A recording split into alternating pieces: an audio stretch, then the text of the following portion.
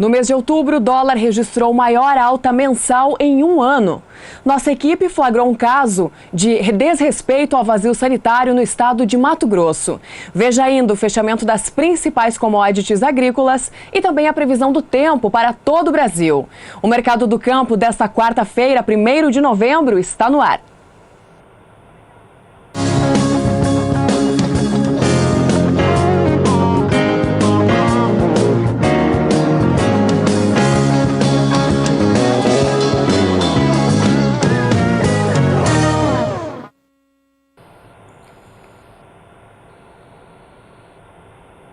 Olá, eu sou Sara Kirchhoff e falo ao vivo dos estúdios da B3 em São Paulo.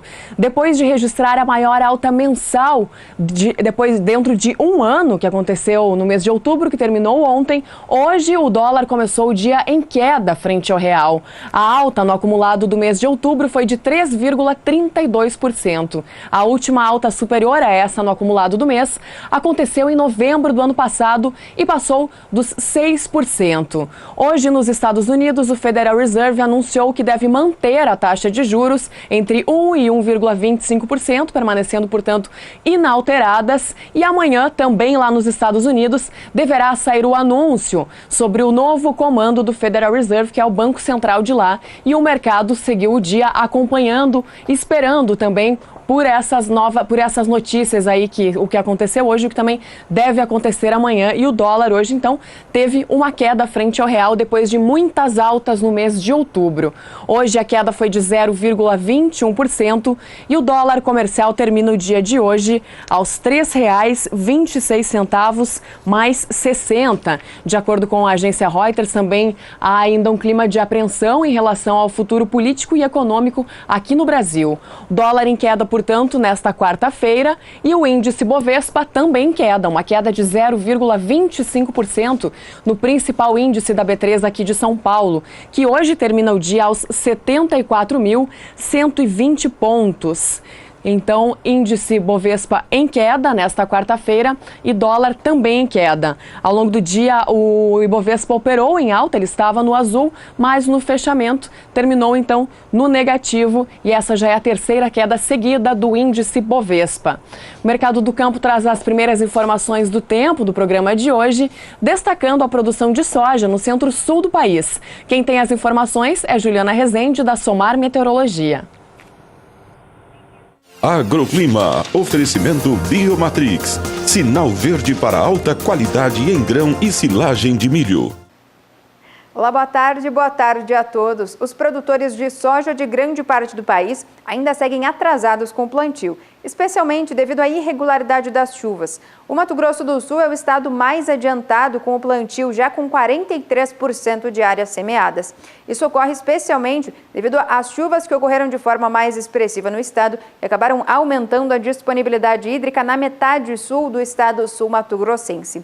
Nos próximos dias, ainda vai ter chuva mal distribuída em grande parte do centro-sul. A chuva mais forte vai ficar concentrada entre Goiás, Mato Grosso do Sul e também no oeste do Paraná, onde os acumulados tendem a alcançar até 50 milímetros. Então tem previsão de chuva mais forte nessas áreas, que vão acabar sendo influenciadas pela formação de uma área de baixa pressão sobre o Paraguai, que vai seguir intensificando essas chuvas. Nas demais áreas do centro-sul, até chove, mas de forma mais fraca. Volumes de chuva na região sudeste podem alcançar até 30 milímetros, enquanto que na região sul, as pancadas não vão passar de 5 milímetros em 5 dias. No decorrer do período seguinte, essas instabilidades agora vão conseguir se espalhar de forma mais significativa, porque vai voltar a chover de forma bem distribuída, tanto na região centro-oeste como também grande parte da região sudeste, acumulados de 30 até 50 milímetros nessas áreas. Na região sul, a chuva segue perdendo intensidade, acumulados que não vão passar de 15 milímetros entre o Paraná e o Rio Grande do Sul, apenas no litoral, tanto de Santa Catarina como também do Paraná, é que a chuva vai ganhar um pouco mais de intensidade devido à circulação dos ventos no oceano, que vai acabar jogando mais umidade para essas áreas. No decorrer do terceiro período, pouca coisa vai mudar no centro-sul, porque a chuva vai seguir forte e concentrada, tanto na região centro-oeste como também no sudeste. Inclusive agora a chuva vai ganhar mais intensidade no norte de Minas Gerais e também em Goiás. Acumulados que podem alcançar até 70 milímetros. Então segue o risco até para temporais nessas áreas. Nas demais áreas, tanto entre o Mato Grosso do Sul, São Paulo e maior parte da região sul, previsão de chuva mais fraca e acumulados baixos. Então, no decorrer das próximas semanas, as instabilidades vão se regularizar e ocorrer de forma bem distribuída nas áreas produtoras de soja do centro-sul do país. Isso volta a trazer melhores cenários para esse início do plantio da soja, porque essa chuva tem potencial para aumentar a disponibilidade hídrica do solo. Daqui a pouco eu volto com mais previsão do tempo.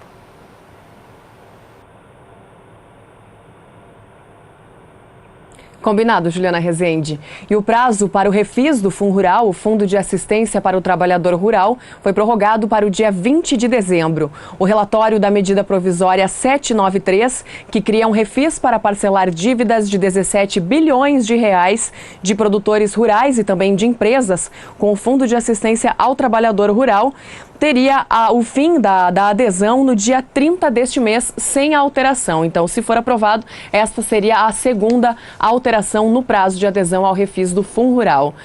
E hoje a entrada da safra de café no Vietnã, com expectativa de uma boa produção, fez com que os futuros do café robusta na Bolsa de Londres atingissem o pior nível desde setembro de 2016.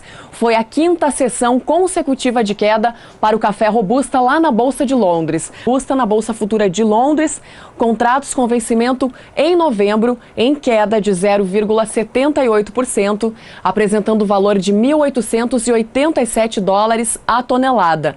Contratos com vencimento em janeiro do ano que vem, com uma queda acentuada de 2,12% por 1.838 dólares a tonelada. Contratos com vencimento em março, queda de 2,47% por 1.814 dólares a tonelada. E contratos com vencimento em maio, queda de quase 2,5% também, por 1.821 dólares a tonelada. Esse sim foi o fechamento do café robusta na Bolsa de Londres, impactado pela entrada da safra do café robusta lá no Vietnã. Voltamos para o café arábica na Bolsa de Nova York, que teve queda também nos principais contratos. Os contratos com vencimento em dezembro, então, ficaram a $1,22 por libra-peso. Contratos para março, $1,26 por libra-peso. Contratos para maio, $1,28 por libra-peso. E contratos para julho, $1,31 por libra-peso. Fechamento dos futuros do café arábica na Bolsa de Nova York nesta quarta-feira. Todos os principais contratos em queda, portanto. Terminamos com o café BMF Bovespa, negociado aqui na B3 em São Paulo, que também teve um movimento negativo hoje, puxando as cotações para baixo hoje aqui na B3 em São Paulo.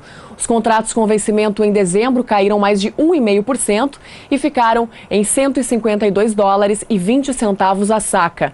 Contratos com vencimento em março do ano que vem, foram 1.450 contratos negociados para este vencimento de março por $155,90 a saca, com uma queda acentuada de 2,10%.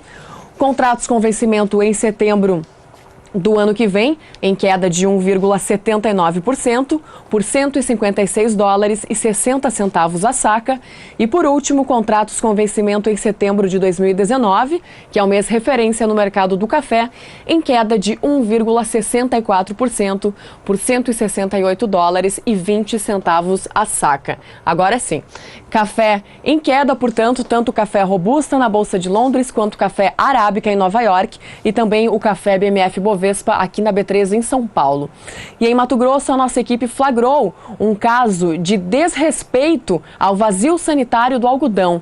Veja mais detalhes na reportagem de Valdir Pacheco. Nossa equipe, andando pelas estradas desse imenso Mato Grosso, nos deparamos com uma cena preocupante que contraria todo um trabalho de pesquisa científica para combater a praga que causa sérios danos nas lavouras de algodão.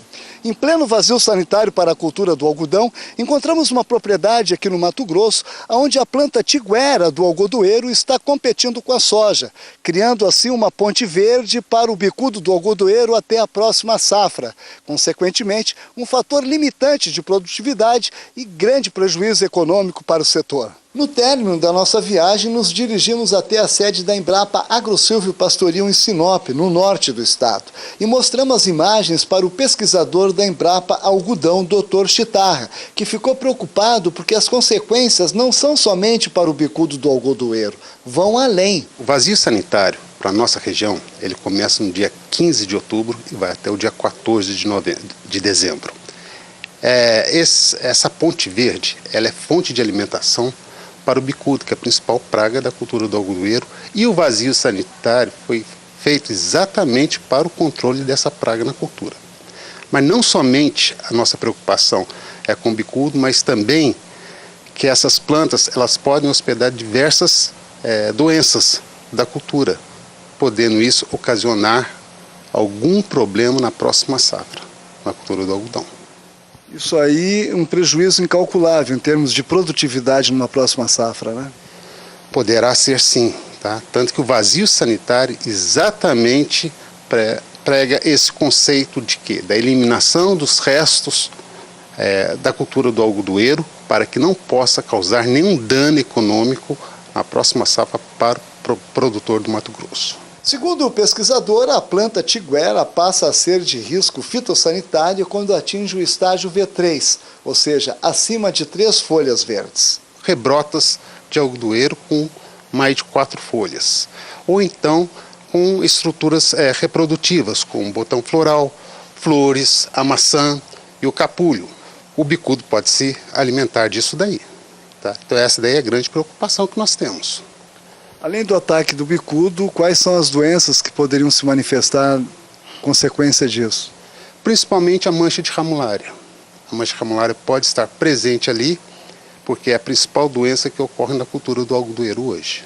Como outras doenças também, a nossa grande preocupação hoje no estado do Mato Grosso também é a mancha de corinéspora, causada por corinéspora cassícula, que é a mesma corinéspora que é a mancha-alvo também da soja. Tá? É o mesmo patógeno, que hoje... antes era somente na cultura da soja e hoje nós já verificamos que está muito presente na cultura do algodoeiro. Logo após, nos dirigimos até a sede da Unidade Regional do INDEA, Instituto de Defesa Agropecuária de Mato Grosso, órgão responsável pela fiscalização. Os proprietários, os produtores rurais, já são notificados antes do vazio sanitário. Já foram orientados, as datas, as legislações já foram passadas para os produtores. A partir do dia 15 de outubro, que o vazio sanitário já entra em vigor, essas plantas vivas que foram pegas em qualquer lavoura, elas terão que ser destruídas. E quais são as sanções? Olha, é o seguinte, as sanções das plantas com risco fitossanitárias, ele será autuado, será multado e terá que destruir todas as plantas vivas. Situação preocupante, hein? E ainda falando em algodão, o último levantamento do CEPE, o Centro de Estudos Avançados em Economia Aplicada, apontou para o preço do algodão de 240 centavos de real por libra-peso no pagamento a prazo, com pagamento para 8 dias. Esse foi o último fechamento do CEPE para o algodão em pluma, né? A queda é de 0,29% no dia e no acumulado do mês de outubro, o algodão teve uma queda no mercado físico brasileiro que foi de 0,31%. Bom, e o assunto agora, já passamos aqui no painel, são as exportações do agronegócio no mês de outubro, em 21 dias úteis. As informações foram divulgadas hoje pelo Ministério da Indústria, Comércio e Serviços e apontam para exportações de grãos, com o volume de 2.487.000 toneladas de grãos embarcados no Brasil no mês de outubro, gerando uma receita de 939,5 milhões de dólares, com uma média diária acima de 44 milhões de dólares. 44.700.000 dólares foi a média diária do valor gerado pelas exportações do agronegócio brasileiro para os outros países. Já em comparação, fazendo o comparativo aqui das exportações no mês de outubro com o mês de setembro deste ano, foram registradas então quedas aí bem importantes, uma queda de 44,4% na receita gerada, 44,6% no volume de embarcações e uma leve alta de 0,2% nos preços. Já na comparação com outubro do ano passado, houve uma alta muito significativa na receita, que passou dos 100%, 116% foi a alta na receita do que foi embarcado do agronegócio. Neste ano, agora no mês de outubro, em comparação com outubro do ano passado, alta de 137% no volume das embarcações e uma queda de 8,9% no preço. E sobre este assunto das exportações do agronegócio no mês de outubro, a nossa equipe lá de Brasília conversou com Erlon Brandão, que é diretor do Departamento de Estatística do Ministério da Indústria, Comércio Exterior e Serviços, e é o que nós vamos acompanhar agora.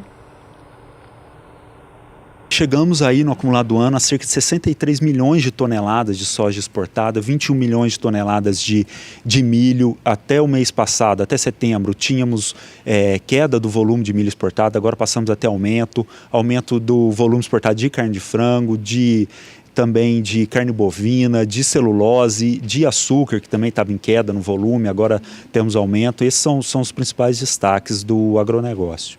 Sim, dos produtos industrializados, o principal é o automóvel. A gente tem batido recordes de quantidade de venda de automóveis, cresce para todos os países da América, e especialmente Argentina, México, Chile, Peru, Colômbia. Há um crescimento também de produtos siderúrgicos. Entre os agrícolas, o principal produto é soja, o principal produto agrícola exportado pelo Brasil.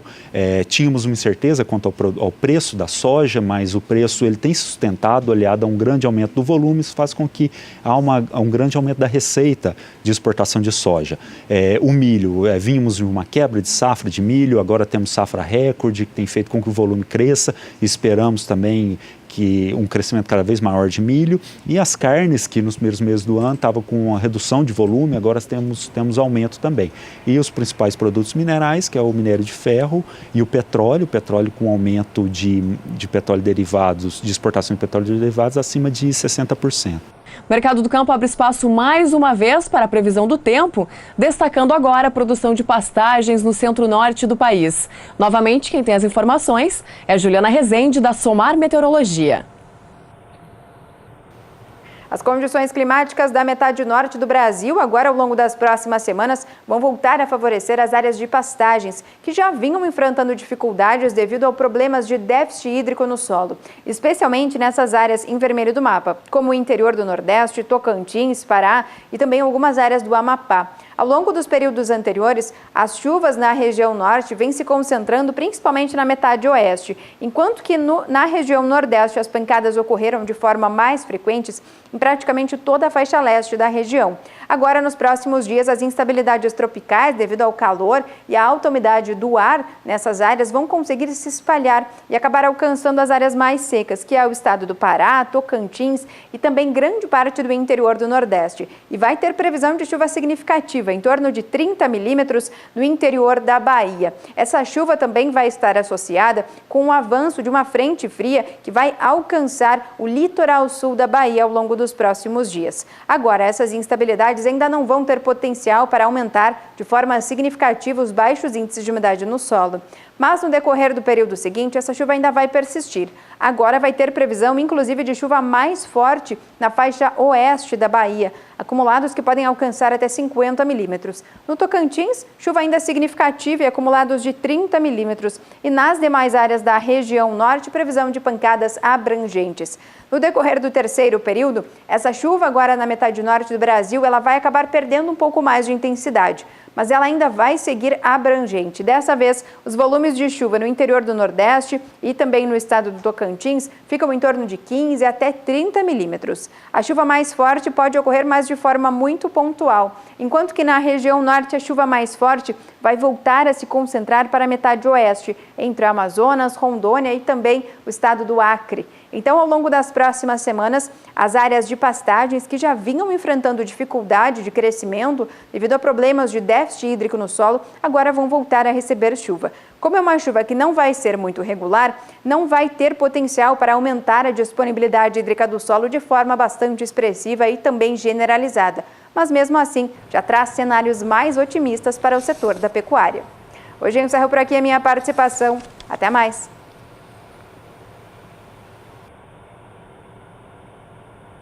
Até mais, Juliana. E de olho no clima, hoje os futuros do milho e da soja tiveram alta na Bolsa de Chicago. Eu começo destacando o milho, que, como eu adiantei, teve alta hoje, altas importantes para os futuros do milho hoje lá na Bolsa de Chicago. Os contratos que vencem em dezembro deste ano tiveram um acréscimo de 0,72%, passando para $3,48 o bushel. Contratos com vencimento em março do ano que vem subiram 0,62%, passando a $3,61 o bushel. Contratos com vencimento em maio de 2018, com alta de 0,61%, passando a $3,70 o bushel. E contratos com vencimento em julho de 2018, alta de 0,46%, trazendo o valor de $3,77 o bushel nos últimos negócios.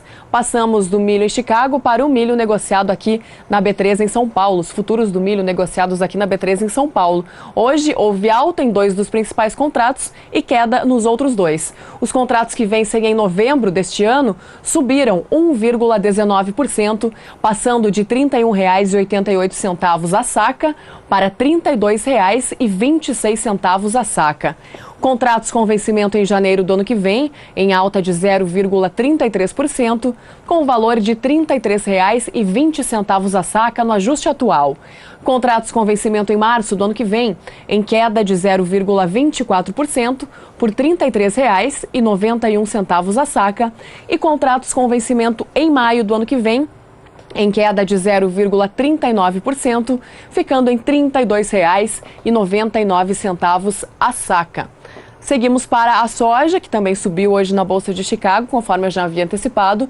Isso porque, de acordo com uma expectativa do relatório do Departamento de Agricultura dos Estados Unidos, a safra pode não ser tão boa quanto esperado lá no país norte-americano. Isso é o que sustentou a alta dos futuros da soja nesta quarta-feira lá na Bolsa de Chicago.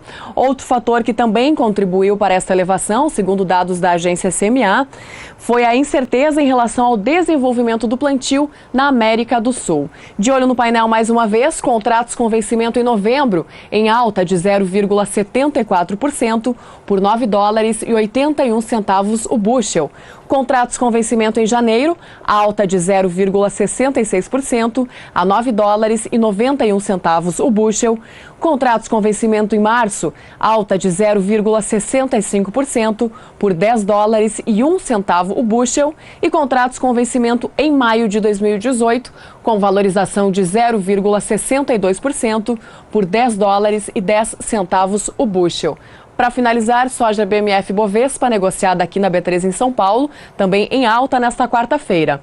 Os contratos com vencimento em janeiro do ano que vem tiveram um acréscimo de 0,69%, ficando em R$ 21,85 a saca. Contratos com vencimento em março do ano que vem, alta de 0,64%, passando de R$ 21,93 a saca para R$ 22,07 a saca. Nos últimos negócios, o valor do fechamento foi de R$ 22,10, um pouco acima do fechamento de hoje, já representando uma tendência de alta para o próximo pregão, que acontece depois do feriado na sexta-feira. Falando em soja, vamos acompanhar na reportagem de Miriam Valadares como está o trabalho do plantio lá na cidade de Maracaju, em Mato Grosso do Sul. A ProSoja MS estima que a produção da oleaginosa para esta safra seja de 8,3 milhões de toneladas, com produtividade média de 54 sacas por hectare. Na fazenda Sapeagro, que fica em Maracaju, um dos maiores produtores de grãos do estado, o plantio teve início no dia 6 de outubro. Até agora foram cultivados 1.200 hectares. A intenção é fechar a área total de 2.350 hectares até o dia 5 de novembro. O plantio da soja se iniciou com um pouco de atraso esse ano, principalmente frente aos atrasos da chuva na nossa região. A chuva aqui começa a chegar na segunda quinzena de setembro, ela só veio agora, no final de outubro, então por isso o plantio andou num ritmo um pouco menor do que andou nos últimos anos. Com os investimentos em tecnologia, as expectativas por aqui são boas. A meta é atingir 65 sacas por hectare.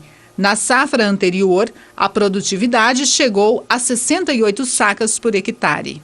A gente tem trabalhado com expectativas boas nos últimos anos, apesar das questões climáticas aí que têm atrapalhado um pouco e atrapalham muito principalmente nesse ano, mas com o pacote tecnológico que tem sido usado pelos agricultores nos últimos anos e a preocupação das equipes com plantabilidade, com qualidade de plantio, a gente tem conseguido obter uma boa produção. Nesta lavoura, o otimismo é semente que não falta.